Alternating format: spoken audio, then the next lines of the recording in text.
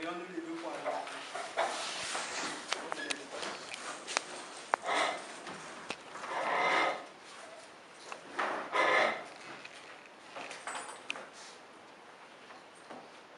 Mesdames, Messieurs, bonjour. Nous sommes ici pour écouter ce tour nous l'a si législatif qui, dans le cadre de sa formation de master professionnel en génie des réseaux et télécommunications, a rédigé un mémoire intitulé Gestion de l'inventaire en utilisant le QR code. Le jury vous donne une quinzaine de minutes pour présenter l'essentiel de vos résultats. Merci, Monsieur le Président du jury, pour la parole. Et merci, honorables membres du jury, d'accepter d'évaluer mon travail. Et merci à vous, chers invités, d'être venus aussi nombreux. Ça me va droit au cœur. Pour commencer cette présentation qui porte sur la gestion de l'inventaire en utilisant le QR code, le plan que nous allons suivre est le suivant. Nous allons introduire, présenter le contexte général du projet, la phase d'analyse et de conception, la phase de réalisation et une conclusion et donner bien évidemment quelques perspectives. C'est quoi un inventaire? Un inventaire, c'est un travail que les entreprises effectuent dans le but de pouvoir connaître le bilan des banques de la société, par exemple, sur tous les produits qui sont dans le magasin. Et on distingue deux types d'inventaire. L'inventaire permanent, qui consiste à dénombrer cet ensemble de produits de façon, au fur et à mesure qu'il y a variation de stock et aussi en temps réel.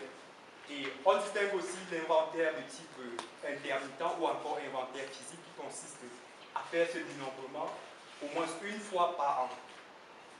Soulignons que l'inventaire, c'est un exercice qui est exigé par la loi. L'entreprise ne le fait pas uniquement pour sa santé financière ou pour connaître le nombre de produits qu'elle va devoir commander ou le nombre pour améliorer ses bénéfices. Mais parce que la loi l'exige. Un article souligne d'ailleurs que la valeur des actifs et des passifs doit constituer l'objet d'un inventaire au moins une fois par an. Et nous nous sommes intéressés dans le cadre de cet inventaire de créer une application pour la société Subcom qui a contacté SFM Technologies pour qu'on lui propose une solution digitale.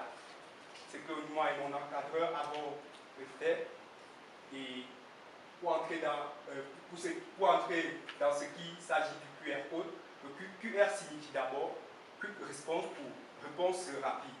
Et il s'agit d'une image qui possède une capacité de stockage et qui peut stocker des informations permettant d'accéder à une ressource logée sur un serveur. Et les parties sont, on a un marqueur de position, un modèle de timing, un numéro de version, une donnée dans le module, son format et le marqueur d'alignement. Et tous ces aspects doivent être synchronisés avec le lecteur de l'application Android qu'on a aussi mis sur pied pour qu'un scan s'effectue de façon soit réussie et qu'on accède à la ressource sur la plateforme web. Et pour la structure d'accueil qui nous a accueillis dans le cadre de ce travail, il s'agit de SFM Technologies, qui a plusieurs succursales dans le monde, à savoir en France, en Tunisie, au Burkina Faso et au Cameroun. Et l'une des choses qui m'a encouragé, c'est que l'ensemble des thèmes de SFM Technologies sont dans un challenge international entre les différentes succursales, ce qui m'a motivé à travailler sur ce thème. Et SFM est créé par un ensemble de professeurs en Tunisie en 1995 et c'est une entreprise issue du domaine des télécommunications et réseaux. Et SFM Cameroun est à Douala, Bali, rue des Manguiers, immeuble des Fils. J'ai effectué mon stage dans le département de l'ITO. information technologique. SFM réalise des missions de conseil stratégique, d'expertise technique, propose des solutions et outils aux opérateurs et aux particuliers, et aussi des formations en intelligence artificielle, Internet des objets. Pour entrer dans le contexte général du projet, ce qui se passe à Sudcom lorsque l'on veut réaliser un exercice d'inventaire, c'est que tout se passe manuellement. On crée des étiquettes que l'on colle sur des produits pour les identifier, et à chaque vente, ça permet de faire l'inventaire. Et il se pose donc le problème de la lenteur de ce processus manuel, un problème d'illisibilité des étiquettes. Nous savons qu'il y a des personnes que, lorsqu'ils écrivent, c'est eux seuls qui peuvent lire ce qu'ils ont écrit, nous savons tous. Il y a des erreurs de décomptage entre les équipes qu'on déploie sur le terrain pendant les exercices d'inventaire. L'effort physique qui est intense, qui peut aboutir à des stress et des surménages, et même des hernies, et une forte demande en ressources humaines et financières, des erreurs de calcul, des écarts. Et tout ceci conduit aux maladies professionnelles ou à mettre les mains sur la tête, comme le monsieur que nous pouvons voir dans le salle, et c'est ça qui m'a bien envoyé. Et pour résoudre son problème, on a proposé QR237, qui est une solution intégralement responsive et qui propose d'effectuer des scans multidirectionnels comparés aux codes de barre, aux anciens codes de barre, puisque le QR code, c'est aussi un type de code de barre. Il permet une rapidité de réponse, une grande capacité de stockage, il est facile à créer, est moins coûteux et permet de mobiliser moins de ressources humaines lorsqu'on veut réaliser un travail d'inventaire, ce qui permet des gains en temps, en énergie et en argent. Et comparé aux solutions existantes que nous avons cherchées, Dolicil, Clip, Concerto, Codevantoria, OpenFlex et Dolibar, nous avons innové sur ce côté en utilisant le QR code qui est un code barre avancé. Ensuite, la solution proposée, c'est une application intégralement responsive, c'est-à-dire qu'elle s'adapte facilement à la taille des équipements qu'il utilise. Elle propose un front office et un back office doté d'une grande souplesse. Elle est sécurisée via une page d'authentification que vous pourrez observer par exemple en scannant le QR code que j'ai collé juste là, et vous aurez la page d'accueil de l'application. Et l'application est également maintenable et évolutive. Entrons dans la phase d'analyse et conception avec le diagramme de Gantt qui devait permettre de réaliser toutes les différentes tâches. La première section en jaune que nous voyons ici marque notre arrivée à certaines technologies qui sont des suivis des formations au framework que nous devons utiliser pour réaliser l'application. La section en vert que vous pouvez voir, c'est la planification des tâches qui devaient concourir à la réalisation de l'application web. La section en bleu que vous observez, c'est le design et l'intégration des interfaces web. Il fallait qu'on se fixe bien des dates de début au plus tôt et des dates de fin au plus tard pour chaque tâche pour respecter le délai de notre stage. Et la section en violet ici marque la phase de rédaction du rapport, test et optimisation et bien sûr les éventuelles corrections. Ensuite, la phase, après avoir planifié le projet, il faut bien sûr une méthode pour réaliser le projet. Et la méthode que nous avons utilisée, c'est la méthode de modélisation avec UML qui utilisait le processus DEUP. Et dans la phase de réalisation actuellement, Visual Studio Code est le framework qui a permis de réaliser l'application web. WAMServer, c'est le logiciel qui a permis de gérer la base de données. StarUML a permis de réaliser les diagrammes statiques de représentation statique et du système comme le diagramme de cas d'utilisation et le diagramme de classe. Compose, c'est le gestionnaire des dépendances de Symfony. Software Idea Modeler, c'est le logiciel qui a permis de réaliser le diagramme de représentation dynamique du système. Diagram Designer a permis d'illustrer les termes du diagramme. Gantt Project a permis de réaliser le diagramme de Gantt que nous avons présenté ultérieurement. Et Android Studio a permis de réaliser l'application Android qui devait permettre de scanner pour accéder aux ressources sur la plateforme. PHP, qu'il fallait indiquer dans les variables d'environnement du système pour pouvoir développer en Symfony, qui est un framework PHP. Git qui est le gestionnaire des versions. Ensuite, je vais proposer une démonstration de l'utilisation du logiciel QR237 qui résout ici le problème de l'enregistrement des produits dans la base de données une fois qu'on les a vendus de façon automatique. Une fois qu'on est sur la plateforme QR237, on a la possibilité de gérer les utilisateurs. On peut modifier un utilisateur existant déjà sur la plateforme via ce formulaire. Ici, nous avons un utilisateur qui s'appelle Henri, que nous pouvons modifier, par exemple, que nous avons modifié en Didier, et puis nous avons créé un mot de passe qu'il pourra utiliser pour s'authentifier sur l'application, et nous avons ajouté.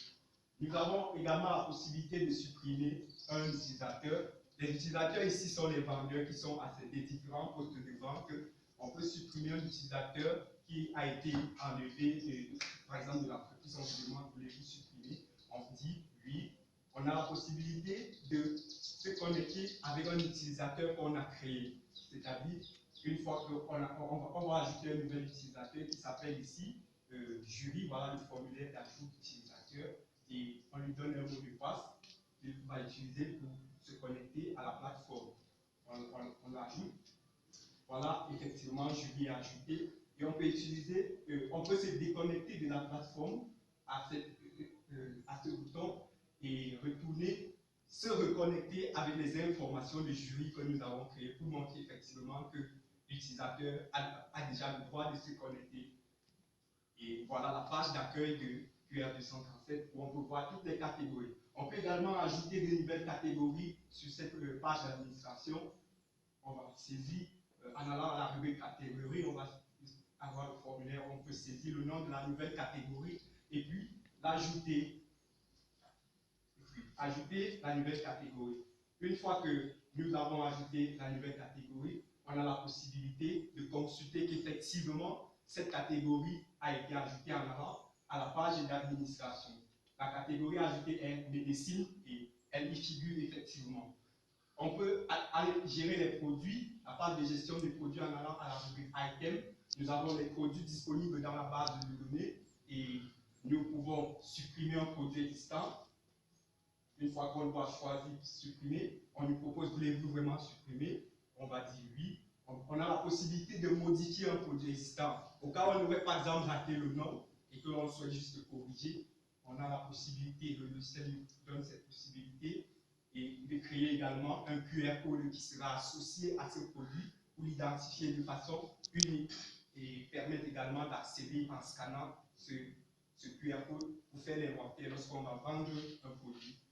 Ici, on modifie le produit iPhone 11 en produit seringue. On va appeler ça seringue et on va ajouter à notre catégorie médecine que nous avons créée ultérieurement. Et on peut également générer un PDF qui va contenir l'ensemble des produits qui sont disponibles dans la base de données avec leur QR code qu'on pourra utiliser pour étiqueter les produits physiques dans le magasin et permettre la gestion digitale que Subcom a sollicité. On enregistre le PDF en question et on peut l'utiliser pour l'étiquetage. On a également cette possibilité de juste voir un QR code ou bien scanner 1, 2 à 3 fois pour faire décrémenter en fonction du nombre de produits vendus à un client. Et voilà, les tests ont également été effectués en Tunisie où j'ai eu vraiment des retours qui m'ont fait chaud au cœur et vraiment, je suis en attente des avis du challenge qu'ils ont lancé et voilà comment le logiciel également s'utilise du côté de la Tunisie. Après cette phase de démonstration, je vais conclure que grâce à cette solution, nous avons proposé à Subcom une solution digitale qui va lui permettre de gagner en énergie dans le travail d'inventaire, en argent, de mobiliser moins de ressources humaines pendant le travail d'inventaire et de le faire aussi rapidement que possible. Nous avons déployé la solution sur le site scan.ichtel.com. Si vous pouvez l'entrer dans votre navigateur et accéder ou tout simplement scanner le QR code qui est à côté. Nous avons rencontré des difficultés, notamment dans la prise en main de Symfony, la connexion Internet des ressources du PC, et nous avons acquis des compétences, aussi bien théoriques, managériales, techniques, et que de développement personnel. Et l'informatique vraiment s'impose de plus en plus dans la vie des entreprises et nous devons prêter une loyale attention Par rapport aux perspectives, nous comptons, moi et mon encadreur, étendre ce projet dans le domaine des transports à travers les billets de train, les arrêts de bus, les billets d'avion, dans le domaine de la culture à travers la publicité, le cinéma, les spectacles, et introduire aussi d'autres types de produits. Et aussi introduire une fonctionnalité de e-commerce et intégrer des capteurs pour pouvoir créer, comme c'est déjà le cas en Chine, en France, aux États-Unis, avec les supermarchés intelligents. J'ai beaucoup appris grâce à ce projet. J'ai aussi appris qu'avoir l'expérience, c'est aussi sauter dans le lit, tomber et se faire mal, et puis se relever avant de gagner. Merci de votre aimable attention.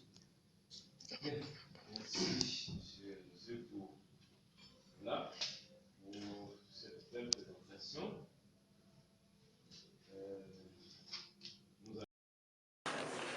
M. Zeko Nola Katsi Gislain. C'est le nom, le prénom. Ça sent un peu tchatchi. Bien, le jury délibéré. Nous vous avons écouté. Nous avons parcouru votre travail, votre mémoire.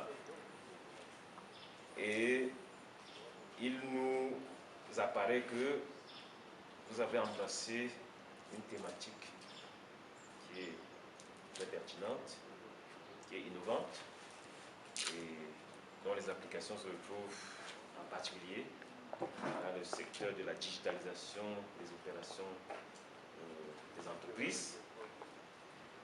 Le jury constate que vous avez fait une brillante présentation et néanmoins, on vous recommande de mettre le document au modèle recommandé par l'école doctorale de l'Université de Djang. Tenant compte des échanges qu'il a eu avec vous, pendant lesquels vous avez montré un talent certain, le jury a donc jugé votre contribution recevable, si vous avez bien entendu des corrections. Et pour cela, nous avons à l'unanimité décerné pour ce mémoire une mention très bien.